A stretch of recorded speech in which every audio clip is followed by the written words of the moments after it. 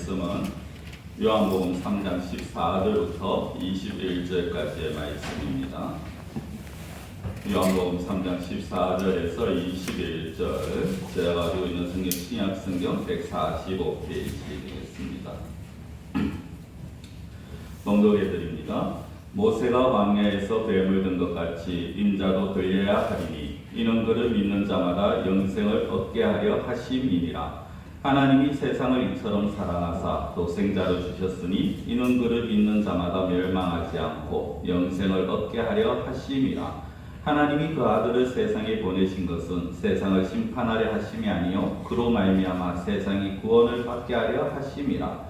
그를 믿는 자는 심판을 받지 아니하는 것이요 믿지 아니하는 자는 하나님의 독생자의 이름을 믿지 아니하므로 벌써 심판을 받은 것이니라.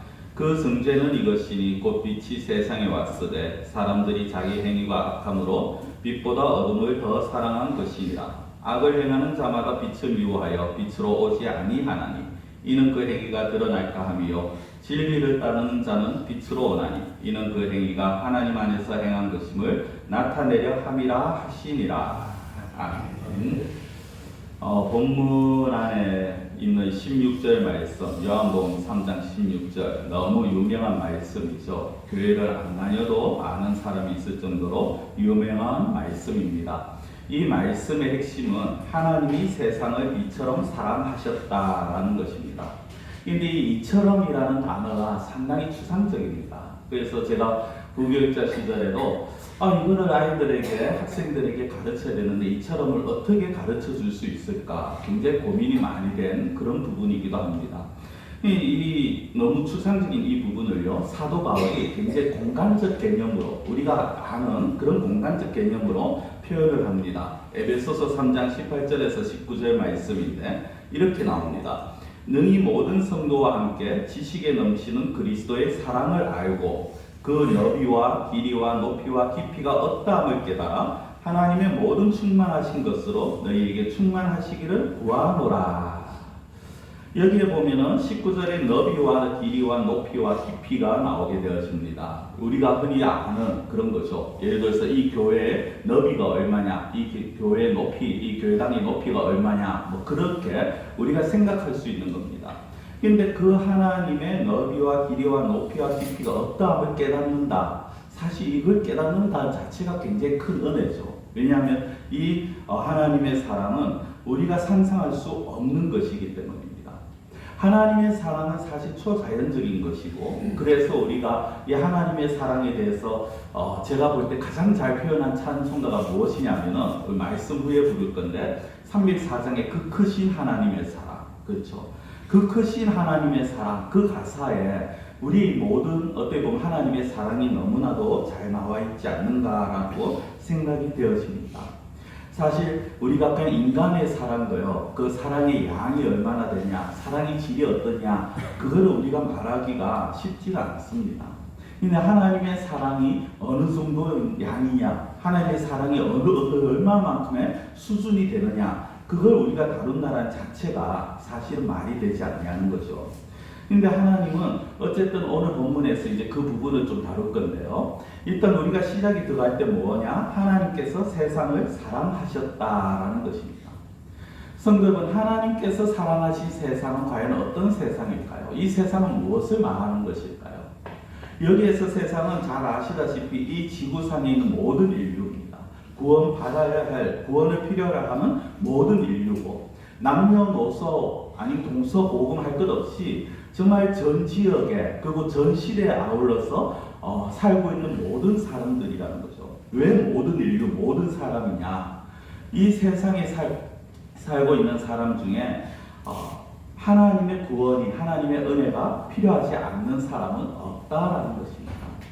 성도 여러분, 이 말씀을 우리가 들으면서 또 우리가 신앙생활하고 이 땅을 살아가면서 나는 하나님의 은혜가 필요 없어, 나는 하나님의 구원이 필요 없어 라고 말한다는 것은 아직도 하나님의 사랑을 알지 못하거나 아니면 아직도 자신이 어떤 존재인지를 알지 못한다는 거죠. 이 세상에서 자신의 힘으로 구원을 얻을 수 있는 사람 없습니다. 아무리 잘난 사람, 아무리 뛰어난 사람, 아무리 똑똑한 사람도 자신의 힘으로 자신의 죄에서, 자신의 사망에서 구원을 얻지 못한다라는 것입니다. 이 땅에 속한 모든 자들은 하나님 앞에서 죄인이고 하나님 앞에 원수들인 거죠. 거룩하신 하나님, 완전하신 하나님에 비하면 너무나도 보잘것없는 존재고 너무나도 낮고 천한 존재입니다.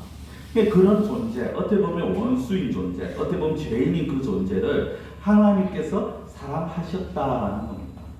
특별히 16절에 보면 마지막에 멸망하지 않고 영생을 얻게 하려 하심이다. 이게 바로 하나님의 사랑을 너무 잘 보여주는 말씀이죠. 자, 하나님의 말씀을 보면서 제가 다시 말씀드리겠습니다. 16절 말씀을 다시 보시면 이렇게 나옵니다. 하나님이 세상을 이처럼 사랑하사 독생자를 주셨으니 이는 그를 믿는 자마다 멸망하지 않고 영생을 얻게 하려 하시리라. 멸망하지 않고가 먼저 나옵니다. 성경은 멸망이 뭘까요? 멸망은 단순하게 내가 이 땅에 살다가 죽는다, 그게 아닙니다. 멸망은 하나님의 심판이고 영원한 심판이고 영원한 죽음이고 가장 쉽게 표현한 말로 하면 지옥이 되어지는 것입니다. 어떤 이들은 사람은 죽으면 끝이야. 이게 뭐 더 이상 아무것도 없어 라고 말합니다. 죽으면은 우리 그 존재가 사라진다라고 그렇게 말씀을 하고 생각합니다. 근데 큰 착각이죠. 죽으면 모든 것이 끝나는 것이 아닙니다. 죽으면 아무 의미 없다? 아니라는 겁니다. 하나님께서 말씀하시는 멸망은 우리의 육신의 죽음이 아니라 우리의 영혼의 죽음이요, 영혼의 고통이요, 영혼의 심판인 것입니다. 영원한 형벌을 의미하는 거죠. 이 멸망의 실체, 그 고통이 어떠한가? 우리는 사실 상상할 수 없습니다. 기껏 해봤자 우리가 아는 어떤 공포 영화에서 보는, 아니면 어떤 영화나 드라마 같은 데서 보는 것처럼 유황불이 있고, 아니면 사람들이 막 손을 내밀면서 아우성을 치고, 그 정도밖에 우리는 상상할 수 없습니다. 그게 그 이상이죠. 요한계시록의 표현대로 하면 구더기가 이불이 되어지고 불 가운데서 영원히 죽지 못하고 살아가는 그런 인생, 그런 존재가 되어지는 겁니다. 그 고통이 얼마나 큰가를 하나님께서 아셨기 때문에 그 고통 가운데 사람들이 빠지지 않기를 원하셨고, 그게 아무도 멸망하지 않는 것, 즉 그것이 하나님의 마음이고 하나님의 소원이라는 것입니다. 17절 말씀을 보시면 이렇게 하죠. 하나님이 그 아들을 세상에 보내신 것은 세상을 심판하려 하심이 아니요 그로 말미암아 세상의 구원을 받게 하려 하심이라. 심판받지 않기를 원하시는 하나님의 마음. 앞서 말씀드린 것처럼 이 세상 모든 사람들이 정말 구원을 받기를 원하시는 하나님의 마음. 그 하나님의 마음이 결국 이 하나님의 사랑이라는 것이고, 그것이 바로 예수님을 이 땅에 보내신 사건이라는 것입니다. 좀 쉽게 하나 예를 들어드리겠습니다. 1988년도 우리 지구의 가장 남극 알래스카라는 지역이 있습니다. 남쪽 바다에 살고 있던 고래가 그때 이제 이 먹이를 찾아서 오다 보니까 알래스카만까지 들어가게 되었습니다. 그런데 하필 그때 유독 겨울이 빨리 찾아와서 생각지도 못한 시기에 이 알래스카만이 점점 더 빨리 얼어가기 시작합니다. 문제는 먹이를 찾아온 고래가 2마리가 있었는데 그 고래들이 나가는 길까지 얼어버렸다는 겁니다. 그래서 그 고래들이 나가지 못하는 상황, 이제 시간이 조금만 지나면 그 고래들은 거기서 이제 동사를 할 수밖에 없는, 얼어 죽을 수밖에 없는 그런 상황에서 그거를 우연히 발견하게 된 이제 에스키모인 몇 사람이 큰 나무 기둥을 가지고 얼음을 깨기 시작합니다. 근데 턱도 없죠. 남극의 얼음이 보통 두꺼운 얼음입니까? 아무리 해도 쉽게 얼음이 깨지지를 않습니다. 그런데 그걸 우연찮게 이제 방송이 나가게 되어집니다. 그리고 전 세계적으로 도움을 주는데 헬리콥터를 이용해서 5톤짜리 시멘트 덩어리들을 갖고 와서 그 얼음 덩어리 위에 떨어뜨려서 깨뜨리기도 하고, 그 다음에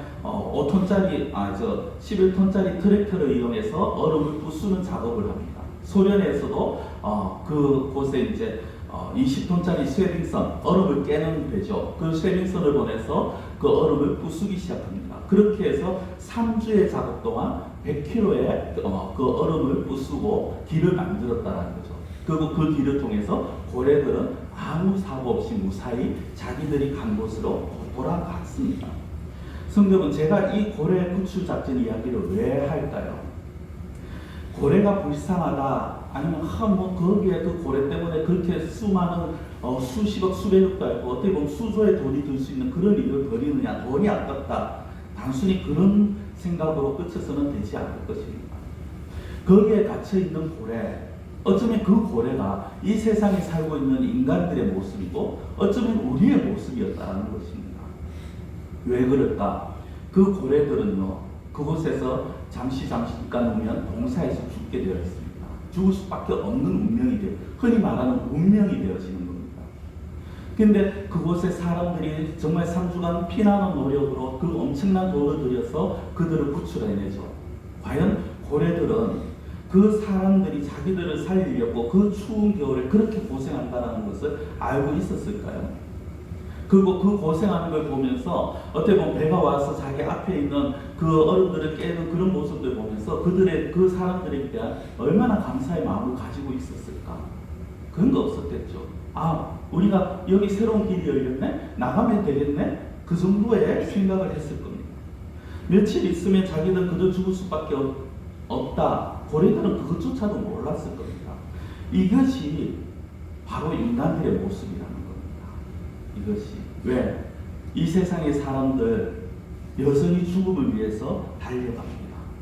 심판과 멸망을 향해서 달려갑니다. 참 안타까워.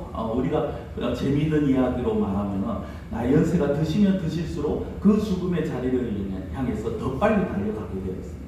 더 빨리 달려가는 만큼 느껴지죠. 그 말이 있죠. 40대의 인생의 속도는 시속 40km, 50대는 시속 50km, 60대는 시속 60km, 80대가 되니까 시속 80으로 날아가더라. 여러분, 우리의 인생은 점점 그만큼 빨리 죽음을 향해서 달려가고 있는 그런 모습입니다. 그런데 많은 사람들이 그걸 모른다라는 거예요. 아니, 죽음이라는 건 아는데 죽음 이후의 세계에 대해서, 그 이후에 벌어질 심판과 형벌에 대해서는 전혀 알지를 못하는 거죠. 마치 그곳에 갇혀있는 고래처럼 그냥 세상에 취해서 세상에 이끌려서 그렇게 살아가고 있는 인생.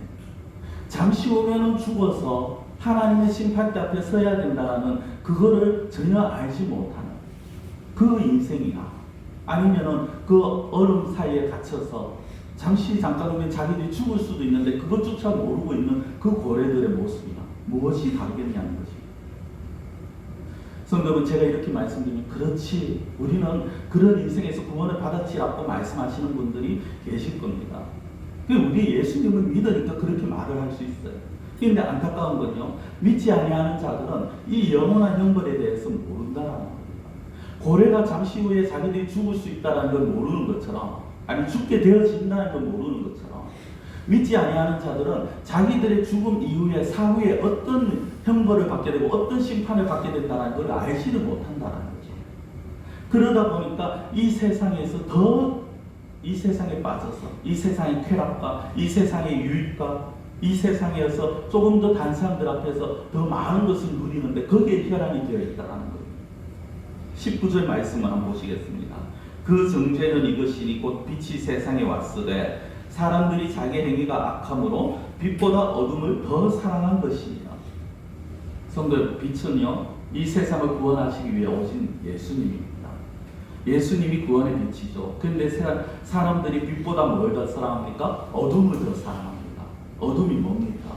여전히 이 세상에서 내가 누릴 수 있는 것, 또 내가 누리고자 하는 것, 그걸 위해서 많은 사람들이 정말 얼마나 노력하는지 모릅니다. 더 많은 유익을 얻기 위해서, 더 많은 재물과 더 높은 지위를 얻기 위해서 많이 애를 쓰죠. 그리고 그걸 가지기 위해서 때로는 수단 방법을 가리지 않습니다. 때로는 범죄를 하더라도 내가 더 많은 것을 누리는 것. 왜? 이 땅에서의 삶이 끝이기 때문에. 그 사람들은 이 땅에서 내가 잘 먹고 잘 사는 게 그게 전부이기 때문에 그걸 위해서 다른 사람에게 피해를 주고 다른 사람을 고통 가운데 몰아넣어도 아랑곳하지 않고 살아가는 사람들이죠. 여전히 빛보다 어둠을 더 사랑하는 자들. 왜 그렇습니까? 자기들의 처지를 모릅니다. 고래들이 자신의 상황을 알지 못하는 것처럼 그들 역시 자신의 처지를 몰라요. 아니, 어쩌면요, 고래들보다 더 무시한 게 사람입니다. 이 과학자들은 반발하겠죠. 고래의 IQ와 사람의 IQ가 차이가 납니다. 그런데 보십시오.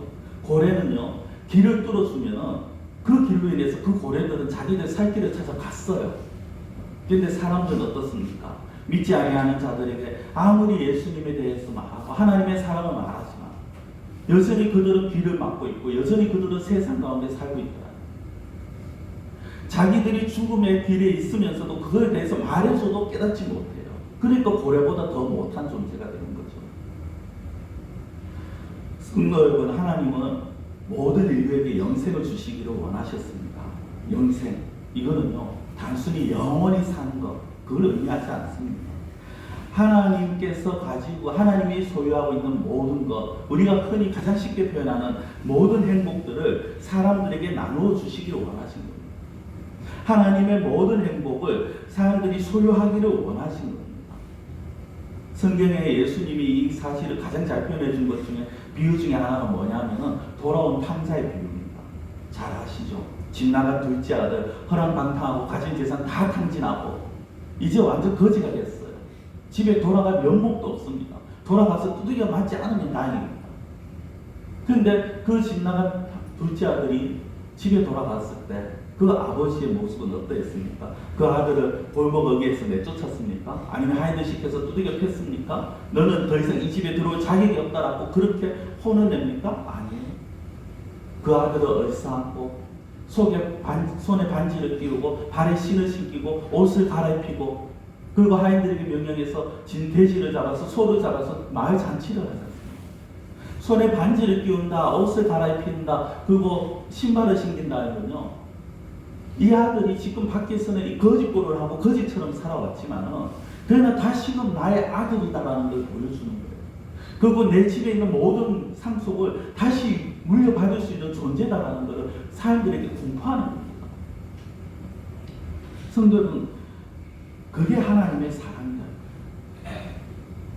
우리가 때로는 어릴 때부터 또 때로는 어른이 되어서 성인이 되어서 하나님을 믿고 각자가 하나님을 알게 되고 만나고 믿은 시기는 다 다를 겁니다. 그냥 중요한 건요, 언제부터냐가 아니라 하나님이 그 모든 사람들을 품어주셨다는 거예요. 우리들을 품어주셨다는 거죠. 그리고 우리들에게 하나님의 영생을, 그 하나님이 소유하신 모든 복들을 우리에게 주시기를 원하신다. 그렇게 온 인류가 멸망에 빠지지 않기를 원하십니다. 그거를 구약에서 하나의 사건으로 보여주신 사건이 뭐냐면, 그것이 이제 성경에서 이제 그 사건, 하나님이 우리를 사랑하신 것을 보여준 사건, 그리고 우리의 모든 문제를 해결해 준 사건이 바로 십자가 사건이고요. 그 십자가 사건을 구약에서 보여준 것이 무엇이냐면 민수기 21장 사건인데, 그걸 오늘 본문 14절 15절에서 말씀을 하고 있는 것입니다. 본문 14절 15절 제가 한번 읽어드리겠습니다. 모세가 광야에서 뱀을 든 것 같이 인자도 들려야 하리니 이는 그를 믿는 자마다 영생을 얻게 하려 하심이니라. 성도 여러분, 민수기 21장 사건이라고 말씀드렸는데, 민수기 21장에 보면요, 이스라엘 백성들이 애굽에서 나와서 이제 광야에 들어가죠. 처음에 그들이 얼마나 기뻐했겠습니까? 애굽에서 나와서 자유함을 얻었죠. 홍해를 건너면서 자신들 쫓아오는 모든 대적들이 물에 수장되는데 자기들은 홍해를 멀쩡하게 건너는 그 기적을 체험했죠. 이제 가나안을 향해서 가면 됩니다. 너무나도 기뻤겠죠. 너무나도 감사했을 겁니다. 찬송이 그냥 넘쳤을 겁니다. 근데 그들이 걷는 날이 조금 길어집니다. 한 3, 4일 하면 가겠지 싶었는데 걷는 날들이 조금 길어지게 되었습니다. 그리고 그 광야를 걷다 보니까 당연히 고생이 따라옵니다. 그러다 보니까 어느 순간부터 이 이스라엘 백성들에게서 나오는 게 뭡니까? 원망과 불평과 짜증이 나옵니다. 마실 물이 없다, 먹을 게 없다, 길이 험하다, 온갖 불평들을 털어놓기 시작합니다. 그리고 그것이 단순한 불평에 넘어서서 모세를 향한 원망으로 나아가죠. 하나님이 세운 지도자를 원망하기 시작합니다. 결국 하나님을 원망하는 거나 마찬가지였습니다. 그 결과 하나님께서 그들을 심판하시는데 무엇을 가지고 심판하시느냐? 민수기 21장에 보면 불뱀이 나옵니다. 불뱀은요, 쉽게 말씀드리면 아주 맹독을 가지고 있어서 거기에 물리면 온몸이 막 불덩이처럼 막 열이 오르고 그 불덩이처럼 되다가 죽게 되어지는, 그래서 불뱀이라고 이름이 붙여집니다. 그 자리에 하나님을 원망하는 수만 명이 어디에서 나타났는지 모르는 그 불뱀들에 의해서 죽게 되었지요. 그리고 그 모습을 본 모세가 하나님 앞에 정말 그들을 살려달라고 간절히 기도하고, 그래서 하나님께서 처방전을 내리시는데 그 처방전이 민수기 21장 8절 말씀입니다. 여호와께서 모세에게 이르시되 불뱀을 만들어 장대 위에 매달아라. 물린 자마다 그것을 보면 살리라. 예전 성경에는 노뱀을 만들어 장대 위에 매달아라라고 했죠. 못으로 뱀의 모양을 만듭니다.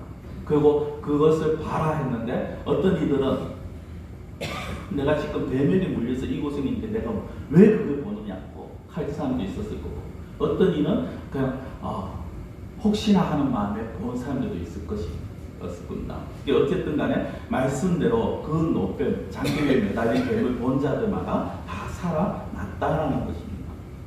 그러면서 오늘 본문에 어떻게 말씀합니까? 예수님께서 말씀하시기 인자도 그 십자가에 뱀이 달린 것, 뱀을 든 것처럼 인자도 들려야 한다라고 말씀을 하시는 겁니다. 그리고 그 인자는 예수님 자신을 말씀하는 거죠. 그리고 들린다라는 것은 십자가의 죽음입니다. 즉 예수님은 이 민수기 21장의 사건을 예를 들면서 예수님이 자신이 장대 위에 높이 달린 그 노뱀처럼 자신이 십자가에서 죽으실 것을 지금 예언하신 겁니다. 왜? 자신이 죽으셔야지 인류가 구원을 받을 수 있다는 거죠. 달리 말씀드리면 예수님이 그 십자가에서 죽으시는 게 하나님 사랑의 최고봉이라고, 가장 극치라고 그렇게 우리가 말을 할 수 있다는 거죠. 성도 여러분, 우리가 아직 죄인 되었을 때 이미 하나님께서 자기 아들이신 예수님을 죽음으로 내모셨습니다. 우리가 아직 죄인 되었을 때, 로마서 5장 8절 말씀입니다. 우리가 아직 죄인 되었을 때 그리스도께서 우리를 위하여 죽으심으로 하나님께서 우리에 대한 자기의 사랑을 확증하셨느니라. 우리가 아직 죄인 되었을 때, 내가 하나님을 먼저 찾아가서 하나님, 내가 하나님 믿을 테니까 나 구원해 주세요가 아니라, 우리가 하나님을 알기도 전에 하나님께서 우리를 먼저 만나시고 우리에게 대한 하나님의 사랑을 어떻게 확증해 주십니까? 그리스도께서 죽으십니다. 그렇게 자기 아들을 죽이시기까지 우리 사랑하신다는 것, 달리 말씀하면 무엇입니까? 우리를 위해서 모든 걸 내주실 수 있다는 거죠. 모든 것을 주시겠다는 겁니다. 그게 로마서 8장 32절입니다. 자기 아들을 아끼지 아니하시고 우리 모든 사람을 위하여 내주시니가 어찌 그 아들과 함께 모든 것을 우리에게 주시지 아니하느냐. 여러분들 부모된 입장에서 가장 가슴 아픈 것은 자녀가 아플 때입니다. 그렇죠? 자녀가 아플 때 하는 부모님들의 가장 단골 그 말이 뭐냐면은 차라리 내가 아팠으면 좋겠다. 이게 그냥 우스갯소리가 아니고 진짜 부모의 마음이죠. 그만큼 자기 자녀들을 향한 부모의 마음은 크진 않습니다. 근데 그 아들, 그렇게 사랑하는 독생자를 죽음으로 내모신 하나님께서 무엇을 더 아까워하시겠느냐. 아들을 주셨다는 건 전부를 주신 것이나 마찬가지죠. 인류를 위해서 하나님은 자신의 전부를 내어주신 겁니다. 이것이 하나님의 이처럼 사랑하사 자신의 전부를 주셨다. 여러분, 이제 저는 하나님이 이처럼 사랑하심을 말씀드리면서 우리가 해야 할 자세를 좀 말씀드리기 원합니다. 물론 가장 기본은 하나님의 사랑하심을 믿고 감사하는 거죠. 그 하나님의 사랑을 의심하지 않는 것이고 하나님에 대한 원망 역시 하지 않는 것입니다. 이스라엘 백성들이 불뱀에 물린 이유는요, 다른 건 아닙니다. 하나님에 대한 원망과 불평이었습니다.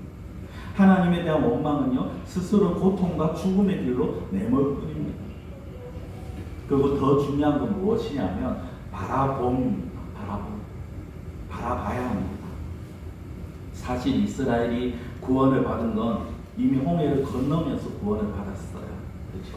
홍해 바다에 수장되지 아니하고 그들이 물을 건너서 자유를 얻었습니다. 이미 그들의 생명은 구원을 받았어요. 그런데 그들이 광야 생활하면서 왜 불평하죠? 그들의 광야 삶이 녹록치 않았거든요. 쉽지 않았거든요. 오히려 고통과 고생과 괴로움의 길이었습니다. 그래서 하나님 앞에 원망을 하죠. 성도분, 우리도요, 구원함을 받았지만 우리가 살아가는 이 인생이 어쩌면 광야의 인생입니다. 쉽게 펼쳐지지가 않습니다. 조금 하나의 문제가 해결되어지나 싶으면 또 다른 문제가 있습니다. 산 넘어 산, 때로는 척추산중, 때로는 하늘이 보이지 않는 것 같은 그런 온 사방이 그냥 꽉 막힌 것 같은 그런 문제를 만날 때가 있습니다. 그때 우리가 받은 구원을 생각해 봐야 합니다. 이스라엘 백성들은요, 그 광야 삶이 힘들고 어려울 때 자기들이 받은 그 구원의 은혜는 생각지를 못했어요. 그걸 아예 생각을 안 했죠. 생각을 안 했으니까, 안 하니까 그냥 자신들의 삶이 힘들다고 원망을 하는 겁니다. 그들이 받은 구원의 은혜를 생각하고 있었다면, 여전히 하나님 앞에 감사하고 있었다면 그들이 과연 원망과 불평이 나왔겠습니까? 근데 그걸 어느 순간 잊어버리고 있는 거예요. 여러분, 우리가 살아가는 삶이 힘듭니다.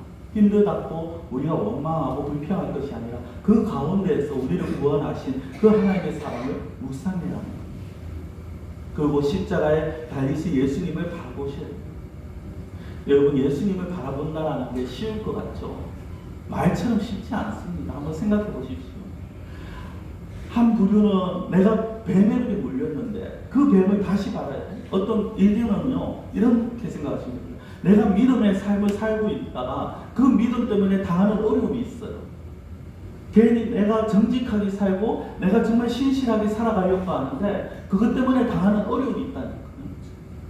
그런데 내가 계속 믿음을 가져야 된다, 계속 하나님을 바라봐야 된다, 이게 쉽지는 않죠. 그리고 또 한 부류는 뭔지 압니까?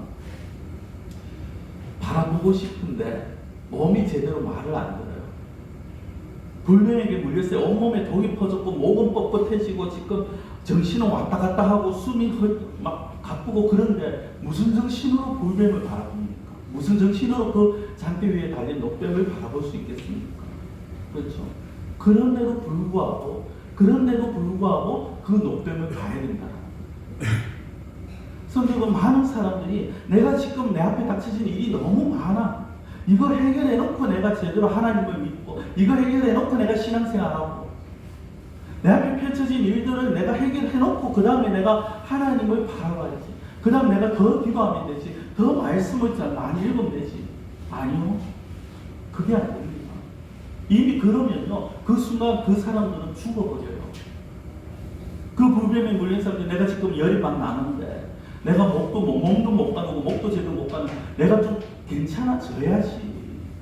내가 그 다음에 뭐 몸을 좀 움직일 수 있어야 바라보지.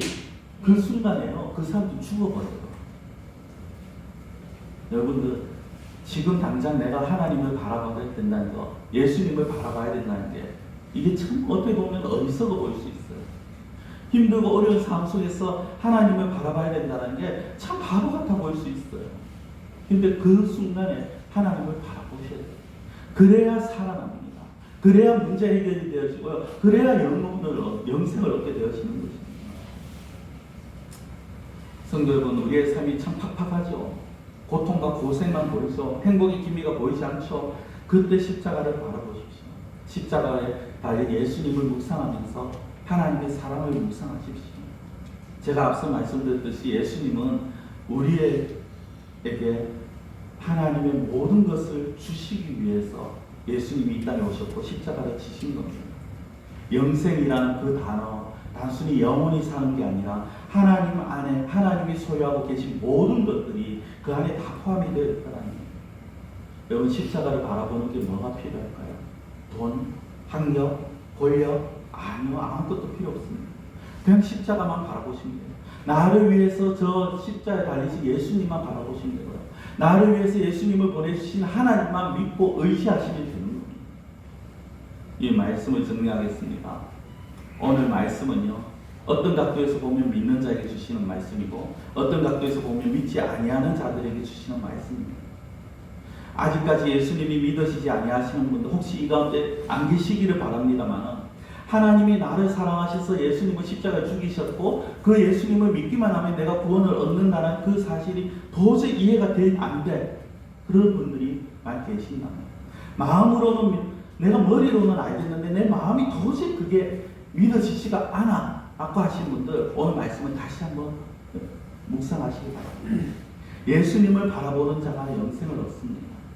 우리에게 영원한 생명, 심판이 아닌 구원을 주시기 위해서 예수님은 십자가에서 죽이는 사랑을 하나님이 보여주셨습니다. 그 사랑을 보시고 하나님이 믿어지는 구원의 은혜가 임하시기를 축원합니다.